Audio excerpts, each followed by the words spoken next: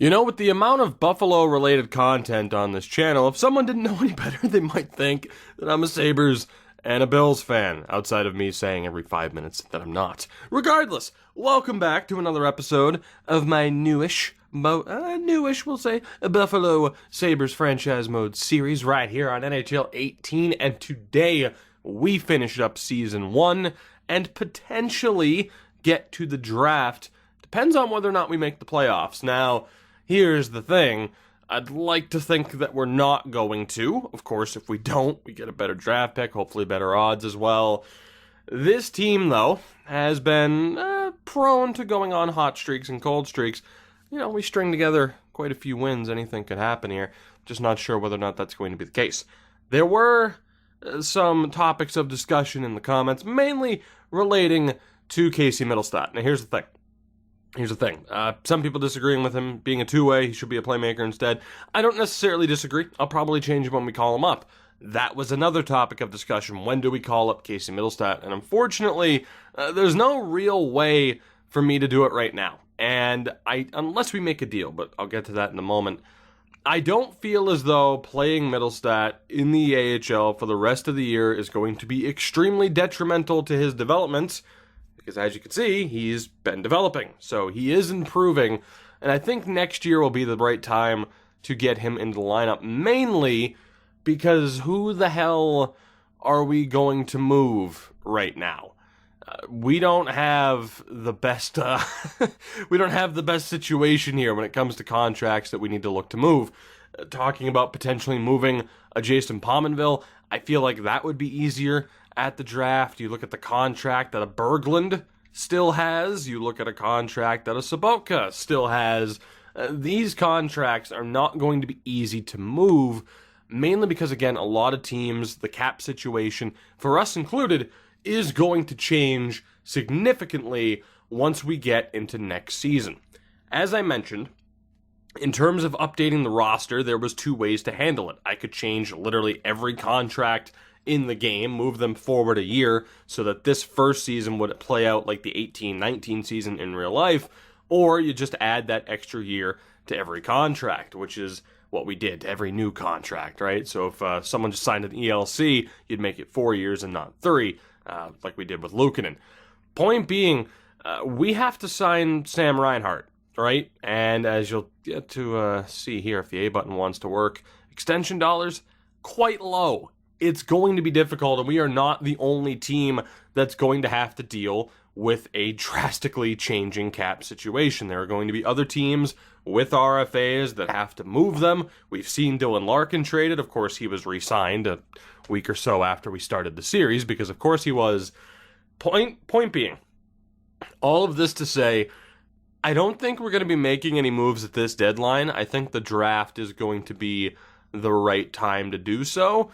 Mainly because, again, at the draft, all those new contracts are kicking in. Jack Eichel's new deal kicks in, and we'll have a much better idea of what the cap situation looks like for every team. What team could use somebody like a Jason Pominville? Maybe we use a draft pick or a relatively decent prospect to try and get Matt Molson's contract off the books. Maybe we buy out Matt Molson. It'd be 1 year after this year, of course, at $5 million. So there's a couple of options that we have, but I can't help but think waiting is the best way to go. So whether or not this team, and this is how the team's going to shape up here moving forward in the meantime, I can't help but think this team, again, will win some games, of course. Will we make the playoffs? I hope not, but there's really not a whole hell of a lot we can do in terms of making major moves right now. We're on 48 contracts as well. So the idea of trying to improve the AHL squad really isn't going to happen. We're still emphasizing playing prospects who might be able to develop. Mittelstadt, Thompson, Nylander are good examples of that. Defensively, same thing. Guys like Borgen and Hickey. We've even put Bryson Martin into the lineup. And Johansson as well. Someone who, to be honest, he's not going to develop, so it'll be better to trade him as well. So I'm going to save those major changes for the draft at the earliest.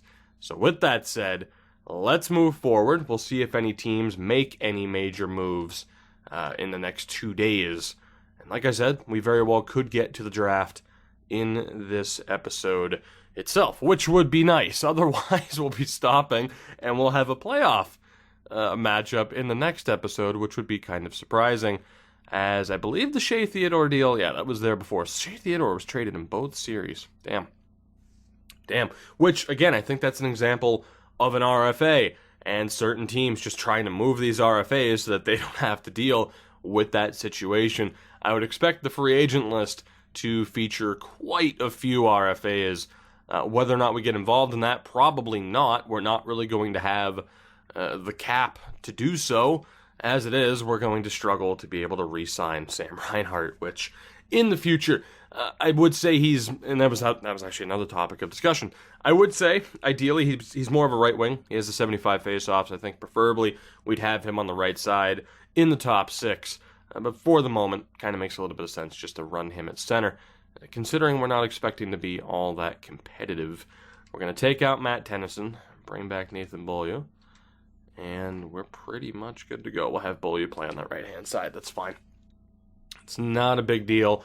As I said, that we might win some games and that we're somewhat prone to going on hot streaks from the looks of it. We haven't lost yet this month, which is kind of scary. Stevens, I'm going to take you out of the lineup for Goulet. We'll get him back in. Taylor Fedun's pissed, but that's fine. I don't really care about Taylor Fedun. I'm sorry. I don't. Let's see here. Calgary. Okay, that's our first loss. Back-to-back losses. Nice. I'm actually all right with that.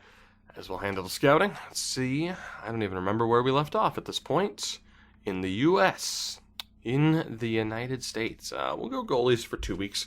That's fine. Might be a computer-generated goalie. Probably not, but there might be one that's half decent. So we're at 33, 29, and 7. Let's sim a week ahead. 4 games here. Toronto, Chicago, Nashville, and Arizona. We get a pity point against the Leafs, lose outright to Chicago and Nashville, and beat Arizona 6-3. 34 wins on the season.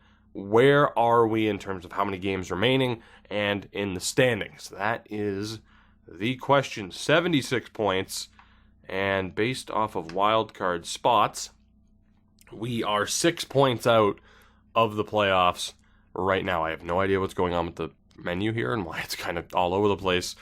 So we're 6 points out of the playoffs, which, again, is a promising sign. At the beginning of this episode, we were 22nd in the league, and we are now 24th. So that's actually good for us.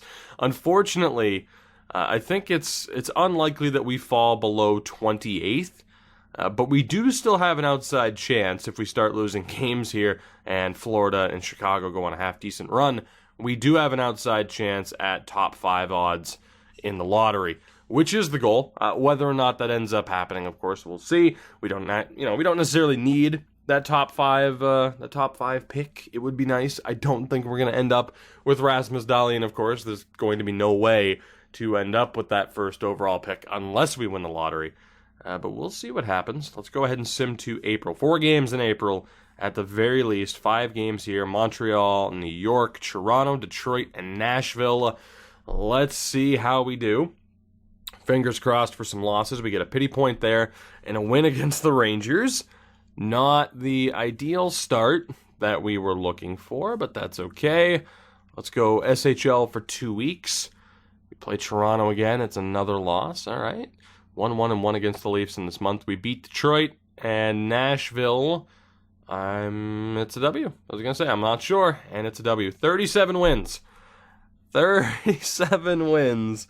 We are absolutely screwing ourselves out of a better pick. Thanks a lot, Jeff Skinner, for making our team better than it should be.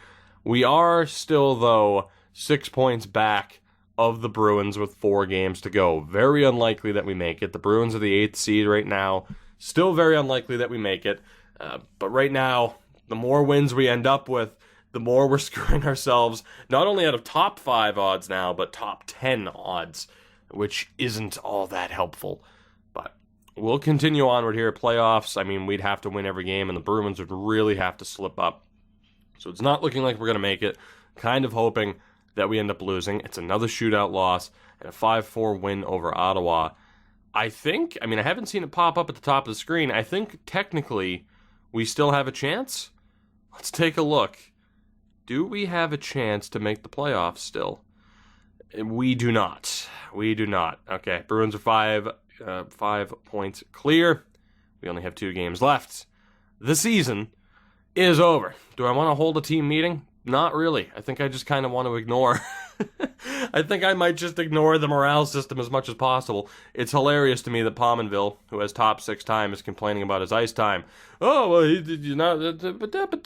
That's why I don't like the morale system. Because, again, someone like Pominville, who's like, oh, I want top 6 time, is getting top 6 time. And he's like, well, my ice time. It's like, you're getting ice time. You're on the power play, too.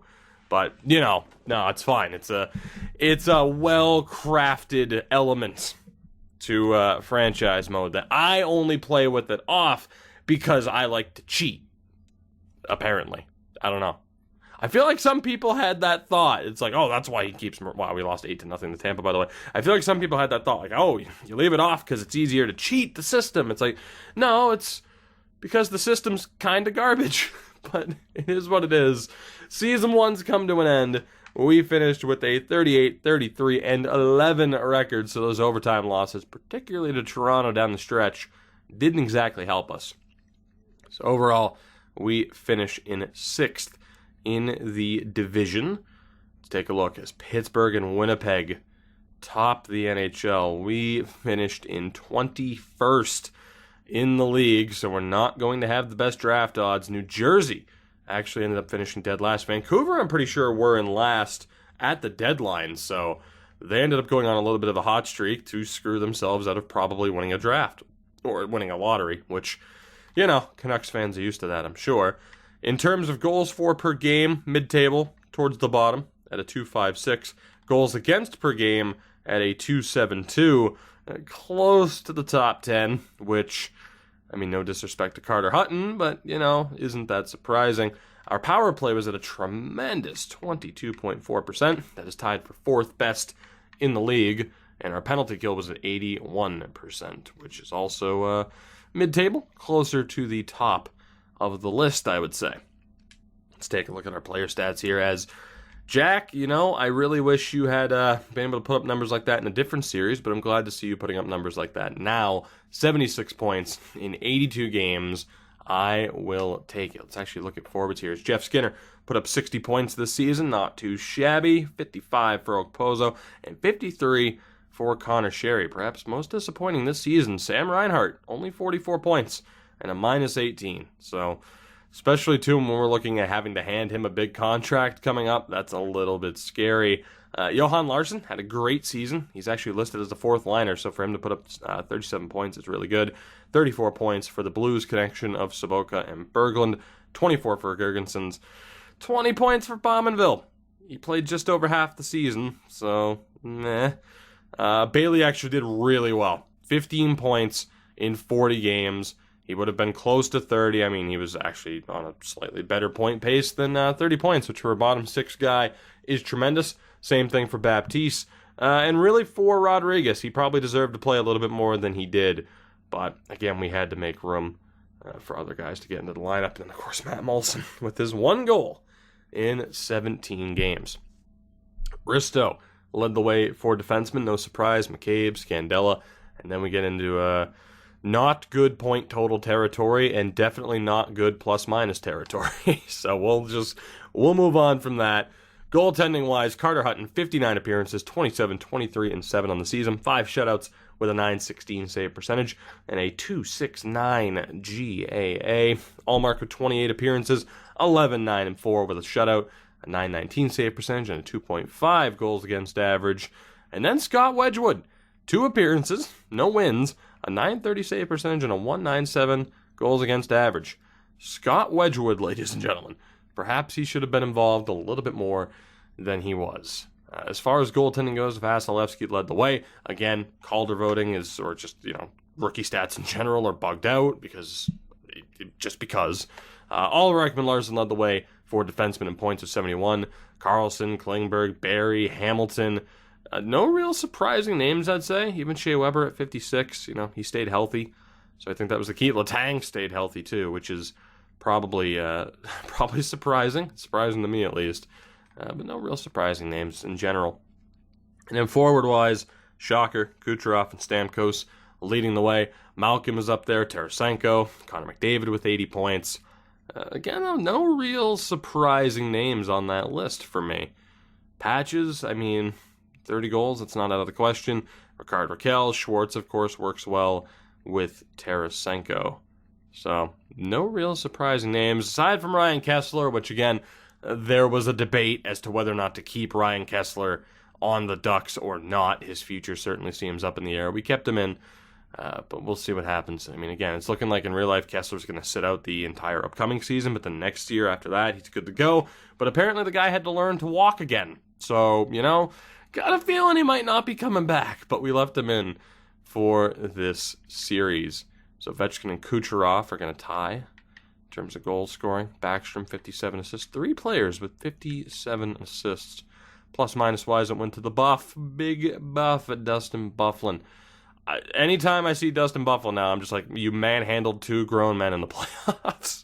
Like, that clip is going to go down in history. Unbelievable stuff from him. Kucherov, 37 points on the power play. What else is an interesting stat to look at? Getzlaf won the most face-offs. I still got a feeling Stahl's going to win the Selke because that's just how it goes. Braden Shen, the most hits in the league. Block shots went to Ben Lovejoy. Giveaways went to Robert Bortuzzo. Takeaways to John Tavares. There you go. The Fight King, Thorburn. 20 fights, 18 for Vorbietsky, 17 for Reeves and Clifford. No Jake Dotchin. Very disappointed. I always look forward to seeing Jake Dotchin up there. And as it is, he wasn't even up there for AHL fights. Curtis McDermott, though, loves to fight. Good Lord. Good Lord. We'll just take a look at AHL points in general for the hell of it.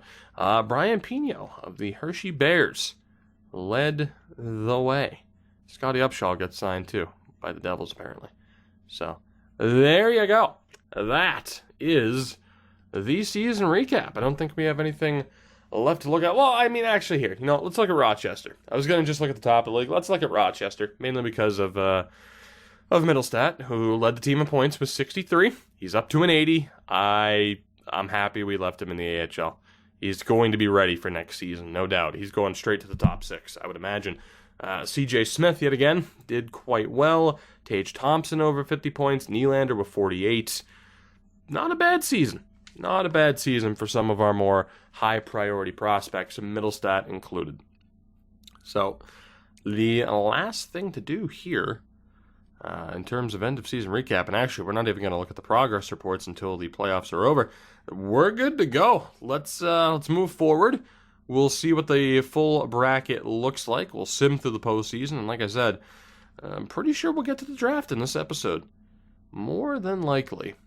We'll go SHL defense for 2 weeks, and let's take a look. Of course, neither of our teams made the playoffs. It's not a surprise. Let's get a look. There we go. I want to see what the full bracket's going to be, and actually, I didn't have to jump into it. But then again, it's going to bother me when it just switches on its own for no reason whatsoever. Please remove the auto-scrolling from the menu like that. So it's Arizona, San Jose, Winnipeg, Vegas, Anaheim, LA, Dallas, and Nashville. Oh, now you're not going to auto-scroll, huh? Because I called you out for it. Now you're just going to sit there. Unbelievable. And in the Eastern Conference, Tampa, Columbus, Montreal, Toronto, Pittsburgh, Boston, Washington, and Carolina. Place your bets. Who do you think is going to take home the Stanley Cup? Let's find out. Aside from some intermittent scouting, it's a straight shot. We get to go straight to the end of the playoffs, which obviously what we do depends on lottery results, depends on any retirements perhaps. Not entirely sure what we're going to be looking like here, but I think the main move here is I am going to try to move the Molson contract or buy him out as opposed to moving Jason Pominville. I wouldn't mind keeping Pominville on this team, perhaps on the third line. If he's going to complain about second line ice time, I might as well just sit there and let him complain about third line ice time. As long as he's still putting up a decent amount of points, I guess I'm good with it. But let's see here. Who is going to win the Stanley Cup in what really should be the 18-19 season, but we're calling it the 17-18 season because you can't put 17-year-old players onto NHL teams properly, which, I get why they do it because it's realistic, but also it's kind of a problem. Just, at least in terms of realism. And alrighty then. So the 18-19 season might be the year of the Leafs. Toronto wins the Cup with John Tavares in year one. The Providence Bruins take home the Calder Cup. The Leafs win it all. Did they make any drastic changes to their team? Is my question. We'll actually take a look at that. We'll take a look at our progress reports just to get it focused back on us, and then we'll go to the draft. Let's take a look. So Nashville beat Dallas in 7. Winnipeg beat Vegas in 7. LA beat Anaheim in 6. And San Jose beat Arizona in 7. Nashville sweeps Winnipeg for a bit of revenge. San Jose sweeps LA. And in the Western Conference Final, Nashville beats San Jose in 5 to make it back to the Stanley Cup Final. They're second in 3 years. In the East, Carolina upsets, of course in real life, the defending Stanley Cup champion, Washington Capitals, in 7. Pittsburgh beats Boston in 5. Rip. Toronto beats Montreal in 6. And Tampa beats Columbus in 5. Pittsburgh beats Carolina in 6. Toronto beats Tampa in 6. And then Toronto beats Pittsburgh in 6. And then wins it all against Nashville. Game 7, Stanley Cup Final. Goddamn, what a scene that would be. What a scene that would be. Toronto winning a Game 7 in the Stanley Cup Final against Nashville. And the Providence Bruins beat the Colorado Eagles in the Calder Cup Final in 7 games as well. So 2 Game 7s in the final. We will take a look at the Cup-winning team. We pretty much know what they're going to look like, of course. Forward-wise, Matthews, Marner, Tavares, Kadri did really well. Nylander, Marleau. I mean, they have Tyler Ennis there. They signed Hemsky.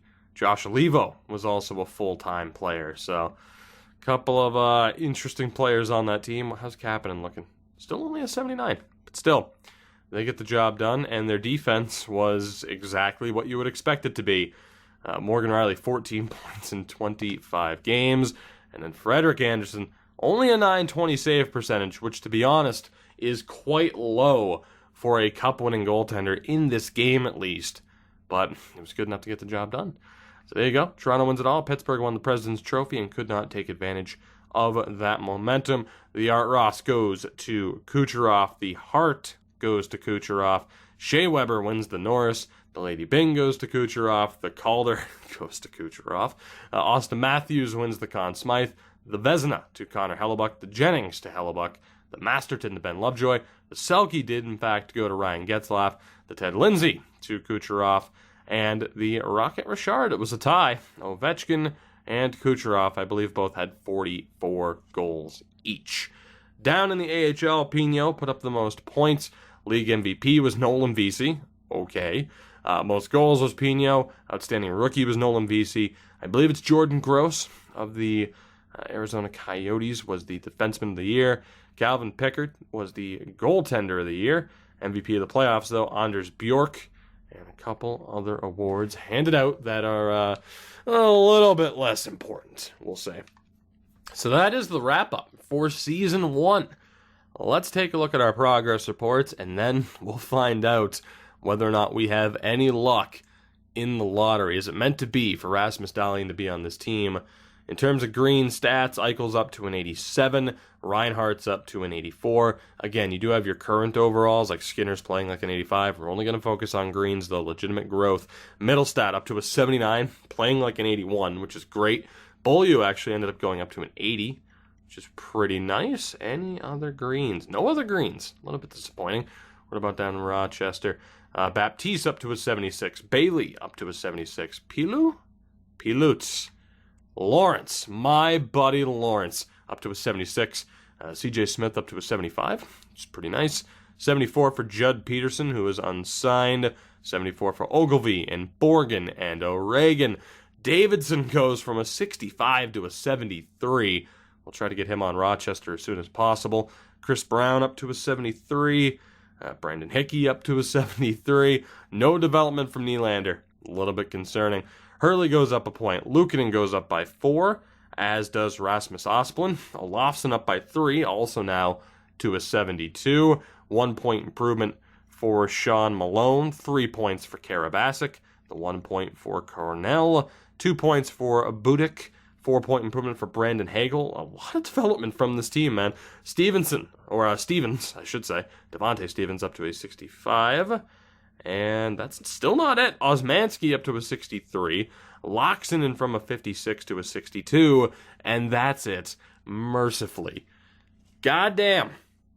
That is a lot of progression from a lot of players, which doesn't necessarily help my situation where, again, we have too many players for too few spots. Let's go towards the draft. Let's see how this is going to play out. We will scout League of Goaltenders, again, on the off chance that there might be some half-decent computer-generated players. Let's get those lottery results. And as far as big moves that we're going to make in the draft, I'm not entirely sure. We end up with the 11th pick. St. Louis wins the Dahlin sweepstakes.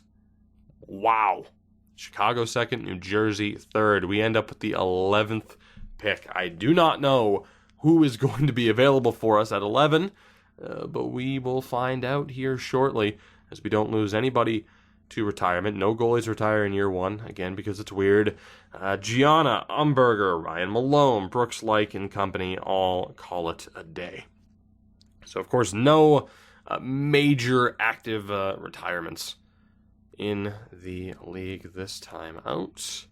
And we are good to go. I'm tempted to set up the trade block, but I think I'll just search out any move that I actually have interest in making. Let's do it.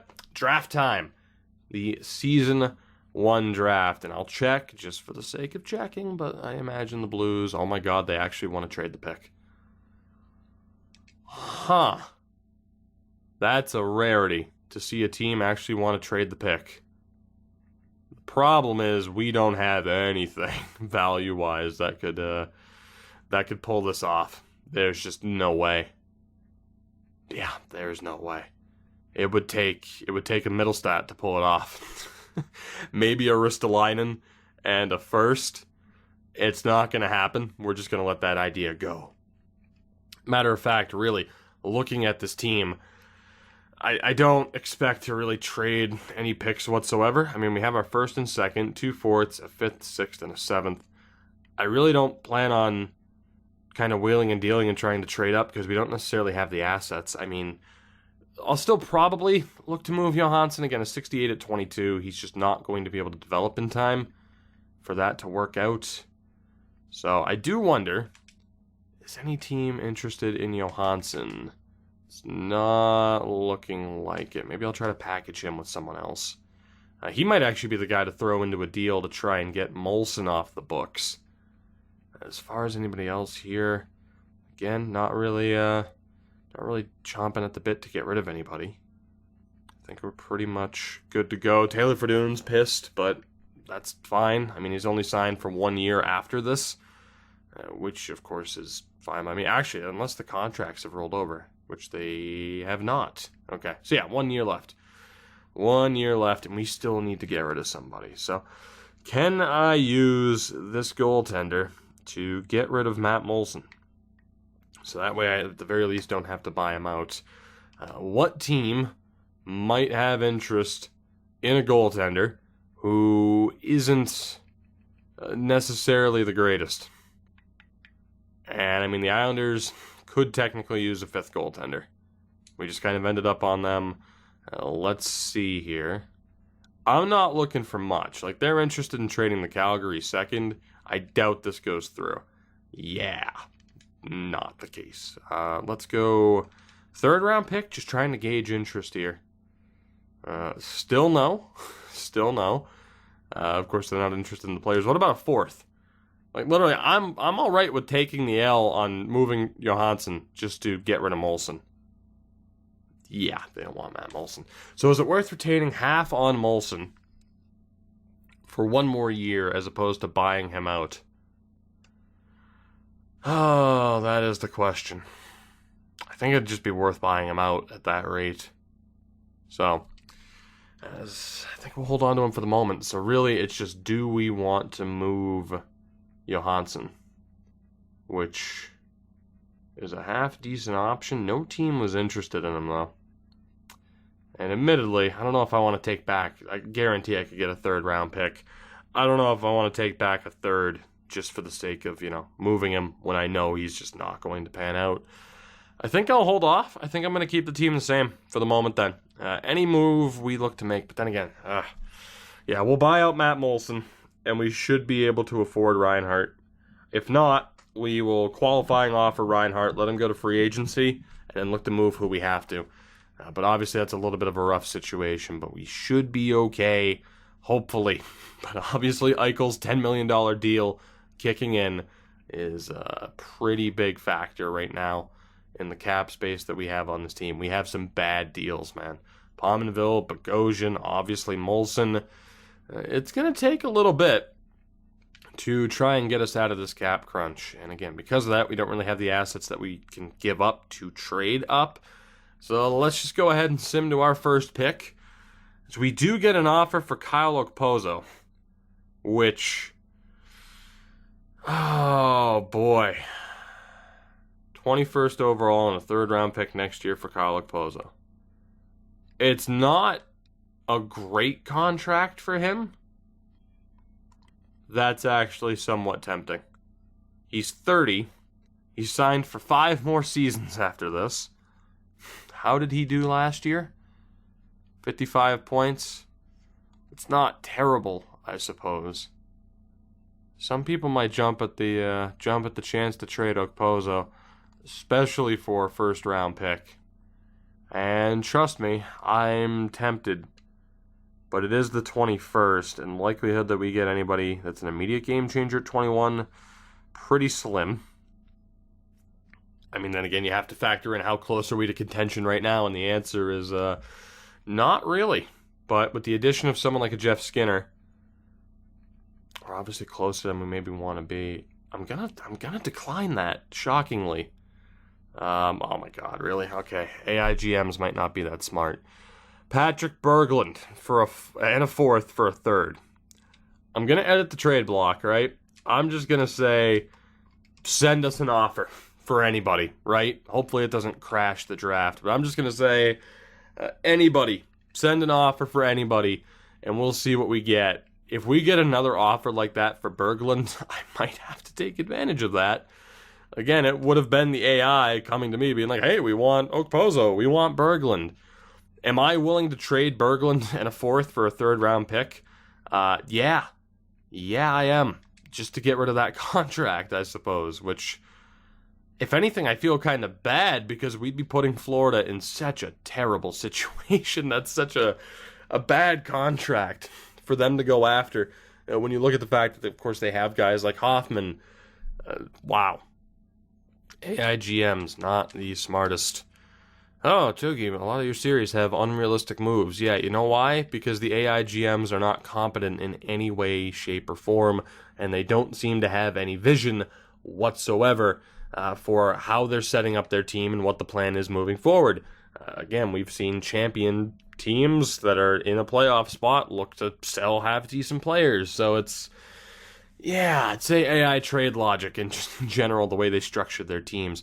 That's something that I'd like to see addressed if it hasn't been. Of course, we'll see for NHL 19, but still relatively frustrating. Of course, to essentially have to handicap yourself to make sure you don't just rip the AI to shreds. And even then, with your super teams, you're losing the playoffs half the time. As we get an offer for Justin Bailey. Oh, man. Okay. Jared Anderson-Dolan for Bailey and a fourth. Bailey's further along than Anderson-Dolan. He's 18, low top 6, and a 68. LA, what are you thinking? I'm going to keep Justin Bailey. For now. Is that the smart thing to do? Probably not. Minnesota's fourth for Edmonton's fourth and a seventh. I am actually going to do that to get, basically swap fourths. I mean, I can drop back 5 spots for an extra seventh. Yeah, I'll take that. That's fine. Jake McCabe, I am not going to trade. For a first-round pick, you could argue it's worth it. I'm not going to trade Jake McCabe there. Connor Sherry in a second for a first, and Chris Bigras, no to that. And that brings us to our selection here. So the draft so far, Rasmus Dahlin, number 1, Svechnikov to Chicago, Zadina to New Jersey, Brady Tkachuk to the Islanders, Kravtsov to Detroit, Boqvist to Vancouver, Quinn Hughes to New York. Don't know what Vancouver's doing there. Kotkaniemi goes 8th to Colorado, Bouchard to Minnesota, Dobson to Florida. So who is, oh boy, someone's on the board that I'm kind of interested in. Granted, we just used him in a series recently. We have some options here. We have some options, including Ty Smith, Sarah Noel's there, Sandin, Merkley, Kupari, Oliver Wahlstrom is there, as is Samuelson. Again, why Americans have it, I'm pretty sure I know why they have glitched out images. It's still just weird. Joel Farabee's there. Barrett Hayton is there. Faravari, Jet Wu, McBain, Keane, Berggren, Denisenko, Kalen Addison. Alright, so here's the thing. We have used Barrett Hayton in a series this year. I'm going to pass. We've used Farabee. We've used Wahlstrom. Haven't used Joe Veleno. I have used Ty Smith, though. Do we want to go for the high-risk, high-reward option of Ryan Merkley, who I have not used this year? Rasmus Sandin's there as well. Kupari, Samuelson, Kaut. Or do we want to try to get some vengeance for Joe Veleno? Everyone loves to just take shots at Joe Veleno. Admittedly, though, I'm not sure if we need him as a center. Face-off wise, it's going to be a little bit, Oh, boy. Veleno as a future center. Or Merkley. I think that's what I'm leaning towards. Isaac Lundstrom's there, too. Player I also haven't used. The advantage of Lundstrom is that at the very least he could go down to the AHL quite soon. We didn't apparently scout him out at all. Let me double check. I know we have 50 seconds left. Who do we have in terms of upcoming center depth? Well, Middlestat and Eichel. So yeah, Veleno would have to move to the wing. You know, I think I'm going to go for the defenseman. I think I'm going to go for Ryan Merkley. We haven't used him in a series this year. I think we're going to go ahead and pick up Ryan Merkley with this 11th pick. He's a 67, medium top 4. I'm all right with that. Was that the right call? Who knows? But we do get a strong defensive prospect just to add to a little bit of depth that we have there already. Let's sim towards our next pick. Will we get a trade offer? We will not. So the trade offers stop cold. Barrett Hayton and Oliver Wahlstrom, I knew what their potentials were, but again, I had already used them, and I wasn't going to trade down. We'll just make that pick. You have Joe Veleno there, Keandre Miller, Lundstrom, Ty Smith, Kupari, Farabee. Wow, so Farabee and Smith to Detroit. Sarah Noel, Martin Kaut, Samuelson, Sandin, McIsaac, Denisenko, Dominic Bach, Jet Wu, I believe that's Jack McBain, Berggren, Erickson, and Keane. So a little bit of a rough pick there for the Leafs. Kalen Addison goes. Faravari, still not sure how to pronounce his name. Regula, Kovanov, Clark, Sutter, McShane, Milos Roman, Carlberg, Bernard. And that brings us to our next pick, which, who will it be? Depends on who's available. Not sure. We will find out. Now, I know at the start of the third round there's going to be some half-decent players, so admittedly I might go take a look. We have Yarmolenko, Kurashev, Bruins pick this year, Jacob Lauko, Philip Kral, Chisholm, Wyatt Wiley's there, Teratukin. Teratukin is computer generated, which is intriguing, although of course we pretty much have our guy for the future, I said that weird, Kevin Ball, Almeida, Giovanni Velati, I can guarantee you is not medium elite, but that's okay. And there you go. Case in point, someone like a Bodie Wild shows up way the hell down here. We also have Kotkov, Stotts, Ryan McLeod falls quite far back. Nicholas Bodine's there. Jesse Ilanen, Ty Connick's there. Busby, Blade Jenkins, Ty Dellandrea, Liam Fody. So yeah, see, case in point, I can't help that some people who were selected in the first round just magically fall way the hell down here. So we're pretty much guaranteed to get somebody half decent as well in the third round. It'll probably be a forward that we end up taking because Bodie Wild, I think has to be the pick. Didn't really plan on taking this many defensemen this early on. He's a little bit off the pace. It's a little bit of a reach, but not by much. We're going to go for Bodie Wild with this pick. Low top 4, 67 overall to start. I am fine with that. So we get Ryan Merkley and Bodie Wild. We have another offer for Okposo. Again, it's Montreal, offering a first next year and Jake Evans. Let me take a look at this one. So again, I like the idea of having Kyle Okposo on this team and not just immediately trading him out. We'd get a first next year. Montreal made the playoffs this year, and with Okposo, you'd expect them to make the playoffs next year as well. Evans, though, is pretty much NHL ready next year. He'd be good enough to put into the lineup, so we would be getting a replacement.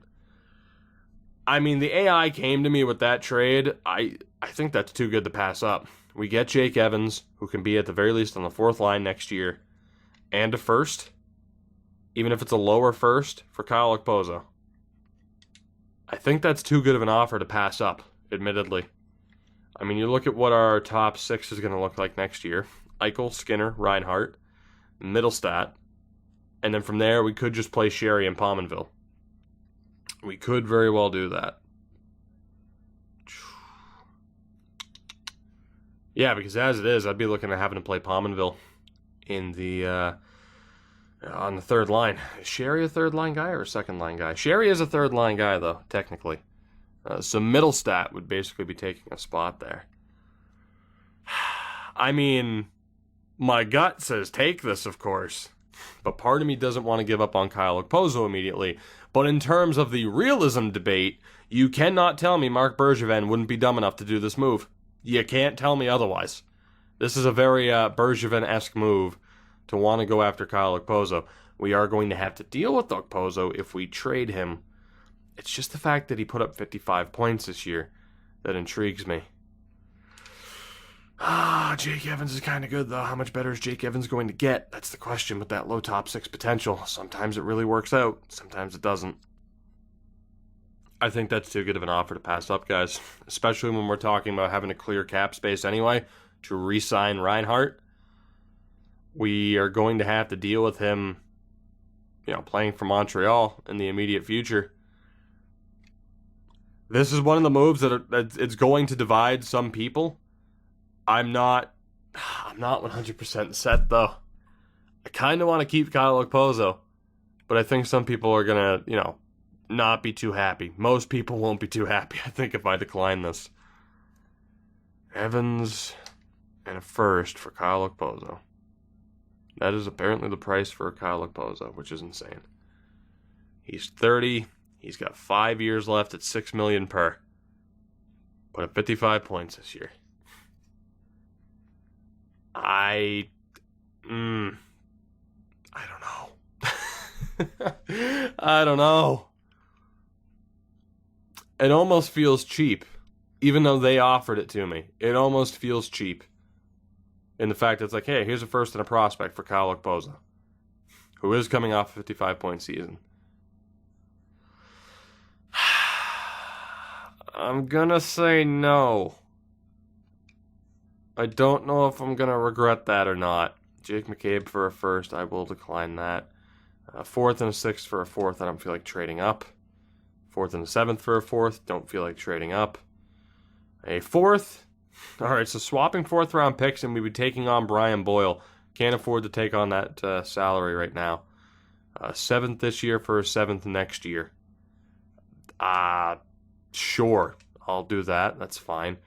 Pominville and a fifth for Dylan Dubé. Right. Dubé is another low top 6 potential guy.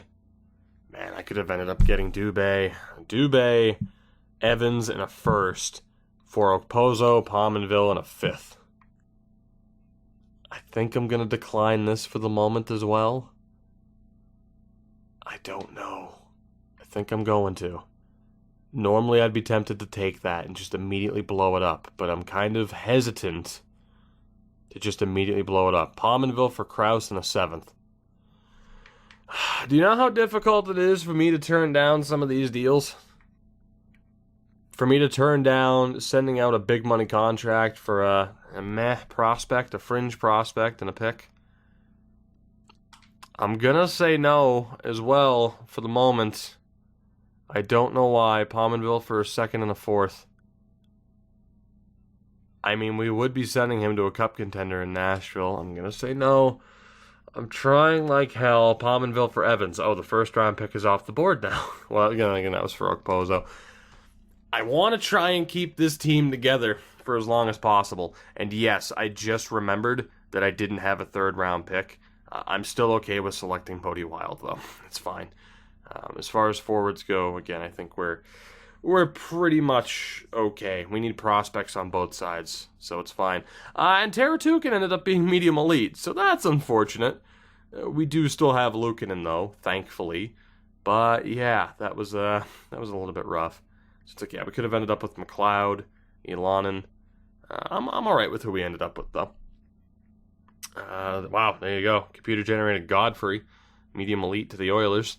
Every once in a while, a half-decent player sneaks through in the first-year draft.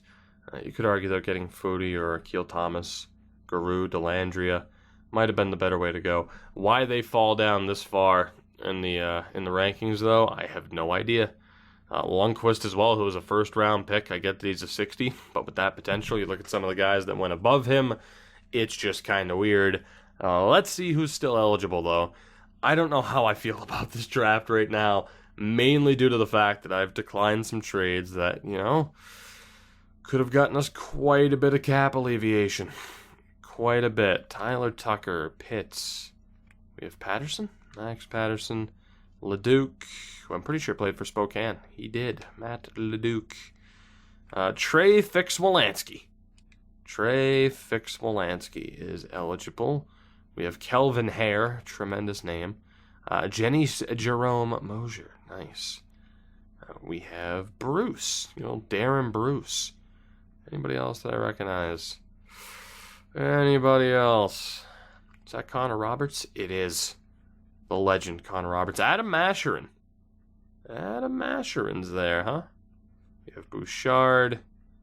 Lafreniere, but not the one we'd prefer to get. And Linus Neiman is there. Okay, there's some half-decent players to look at. Neiman, honestly, might be the guy here. I think I'd prefer to take a forward. It's going to be him or Fix-Wolansky. And I think I'm going to go off the board here. Ever so slightly. Could trade down.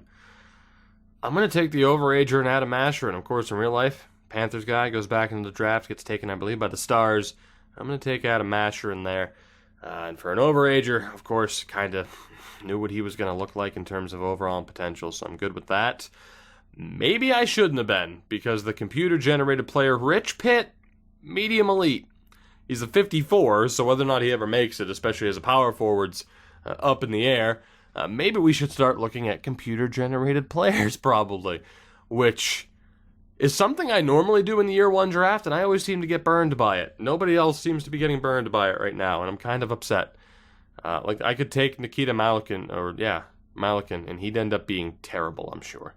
He played for Seattle, so actually he's probably real. So we will avoid him. We have Olofsson. Igor Sokolov played in the Q, so he would end up being real. Paul Leach would be a good example of a computer-generated player that I could end up taking, and you watch, he'll be awful. Just awful. What about Whitmore, the goaltender? Glenn Whitmore. 17-year-old goaltender. Florchuk. Who else do we have here? Another Russian playing in the WHL. We have Bouchard. There's gotta be someone here that I recognize, right? Hopefully. I think I am. Yeah, well, Linus Neiman's still there, too. Neiman. Damn nematodes. All right. I think we're good. There is a Ukrainian named Ovechkin, though, which is exciting. Hofer. Tendek. David Tendek. I feel like he's going to be like fringe. I feel like that's where we ended up putting him. Popowich, Bitten, Salda, Lalonde, Onyebuchi. Good old Montana Onyebuchi. Still one of the best names from this past draft. There were some good ones. And good old Kirill Nizhnikov, who didn't end up being what EA projected him to be. I am just kind of looking. We have Purbu. Shout out to Purbu. McMaster, St. Laurent. It might be a little bit tough. I think, though, we're going to continue the trend of just going for some familiar faces here more than anything, as long as the game didn't just crash. There we go. That took forever. Let's take the risk on Paul Leach. Maybe I'll get lucky like some other teams just did. Well, it's the first time for everything, folks. Medium elite at a 53. 17-year-old two-way Paul Leach. I know I could have had both Rich Pitt and Paul Leach, but at the very least, I did get Paul Leach. So there is that. Medium elite in the 4th round. Pominville for Aube Kubel and a 5th. I think I'm going to decline. Okposo in a 5th for a 1st, and Neuwirth. I think I'm going to decline. Should I? Probably not. Pominville in a 5th for Jake Lecision. I'm going to decline. If I move Pominville, I think it's going to be at the deadline next year. I think that's going to be the time. Whether or not we move Okposo is the big question. I really should just edit the trade block at this point. Damn. It's taking some restraint to not just be like, ooh, a chance to get rid of a bad contract. Yes, it's taking a lot of restraint to not immediately do that. Good old Linus is here. We'll end up taking him. And he's actually a little bit worse potential-wise than I thought, but he is a 61, so it's fine by me. Connor Sherry in a 6th for a 1st. I'm gonna hold off here. I'm gonna stay strong, and I'm not going to trade away any bad contracts yet. I'm not gonna do it. I'm gonna buy out Matt Molson. That's how we're gonna bring back Reinhardt. And then if I move anybody else, it'll be at the deadline, damn it. I'm gonna stay strong and not just immediately trade away terrible contracts like anyone would ever do, ever. Let me take a look here. In terms of potential, I haven't checked once. This is, I mean, you can see how small the white bar is on the right-hand side. There's a lot of players here. Nizhnikov, we have Wouters, Chase Wouters, the Wouters, Popowich, Madsen? David Madsen. I don't know if you're real or not. With a name like that, I feel like you are. We do have that Ovechkin guy, Ruslan Ovechkin. Probably worth it. Probably worth it. Good old Andrew Coxhead. We have Dubilowicz, who is definitely computer generated. I think that's who we'll probably look to take here, unless there's a name that I recognize that I'm actually interested in taking, which right now hasn't exactly happened, but that's okay. Got 10 deck and goal. Ikonen? Una Ikonen. Alright, well, I think we're good for the moment. Let's see these two pinned players, and we'll see who the smarter one, or who the smarter option is to take first. And that would be Ovechkin. So let's take the Ukrainian goaltender, Ruslan Ovechkin. Medium starter. Now again, stupidly low overalls in the year 1 draft, but the potentials are what matter, I'd say. 10 deck was backup. I'm going to decline these, damn it. I'm going to stay strong. I want to look at these trade offers. I don't want to edit the block. I want to look at what I'm giving up, just to see how easy it would be to get rid of terrible contracts and bring back at least something asset-wise. I want to look at it. It's because, I mean, really, no, I'm not trading for Thomas Vanek. All right, my inner strength. This is a struggle for me, all right? This is a struggle. This might as well be a challenge video at this point. Don't fall for the jump scare challenge. This is my challenge. The don't get rid of a terrible contract just like that because the AI GMs are terrible challenge. We'll find a shorter name for it. Oh, that was trouble. That was troublesome. Ted Dubilowicz is going to be our final pick here in this draft. And he ended up not being overly great. That's okay. Did we actually have an extra 7th? I don't know if we did. As for one last round, we'll look at all those trade offers. The draft is over with. We go through it without making a major move. The two big acquisitions of Merkley and Wild. Masherin should also be half decent. Masherin, decent. Leach, though. Leach. Let's not forget about him, or Ovechkin, for that matter. As far as first-year drafts go, without us making any major trades, it actually went relatively well. The big thing here, and I am probably going to save the rest of the offseason for the next episode, because I mainly want to hear your opinion on the way we handled this draft and not getting rid of those, terrible contracts immediately. It takes a lot of inner strength to not do that. But let's see here. So cap space wise, as you can see, we're at $3 million. Reinhart, of course, looking for 4.2. Matty Molson, where are you at, buddy? Where are you at? I want to buy out the last year of this deal. It would cost me 1.6 over the next 2 years, which is not great, but manageable. We pretty much have to do it. I mean, of course, I could have just traded somebody. I think I'm going to do that. We're going to buy out the last year of Molson's deal. It'll cost us $1.6 million, nearly 1.7 this year and next.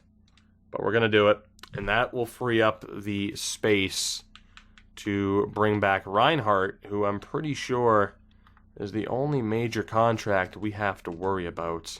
Is he willing to re-sign? He is. So let's actually try to negotiate this price down just a little bit. Not even by much. I'm not even going to do the 85%. Let's see if he'll accept 4x4. And then as far as any other expiring contracts, we're pretty much good to go. I'm not going to worry about these guys. They can continue to develop. So let's see. Glotov. We're just going to outright release him, obviously. Former 7th round pick. Who else do we have? We have Osmanski. While there was some decent development, if we were going to sign a defenseman, Budik would obviously be the better option. So we're going to release him outright. And then we have Hagel and Budik. Do we have a goaltender? We don't. I'm not sure if we want to sign these guys, just because, if we go to the free agent list, there might be an option to bring in. Neither of these two prospects are terrible. I mean, for their potentials at least. Overall-wise, age-wise, they're okay.